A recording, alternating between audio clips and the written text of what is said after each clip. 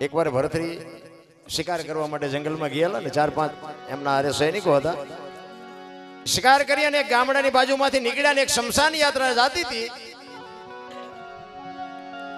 શમશાન યાત્રા જાતી હતી. શમશાન યાત્રામાં ભાઈ બાપુ માથા પછાડતી જાતી હતી, વાળ તોડતી જાતી હતી, રોતી જાતી હતી. એટલે ભરતરી ને એના સૈનિકો બધા આમ એક બાજુ હાલ્યા જતા હતા. એને એમ થયું કે શમશાનમાં બૈરા નો જાય, પણ આ બૈરું કેમ જાય છે, આ બૈરાને શું હગું થતું હશે. એટલે આમ શમશાનની બાજુમાં આમ ઘોડા ઉભા રાખીને એક બાજુ જોવે છે કે આપણે જોવું છે આ બને છે શું.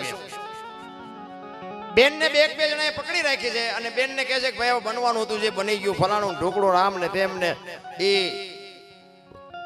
લાકડા ગોઠવીને એ ભાઈને એમાં એની માથે ગોઠવી અને દિવાળી મૂકીને અગ્નિ પ્રગટી ગઈ અને બાઈએ બાપુ જોંટ મારી નીકળી ગઈ અને હળગતી અગ્નિ માથે ચડી ગઈ. ભાડ ભાડ ભાડ ભાડ ભાડ બાપુ ભરતરી જોવે એમ એ દીકરી જીવતે જીવતી હળગી ગઈ, ઉકારો નો કર્યો.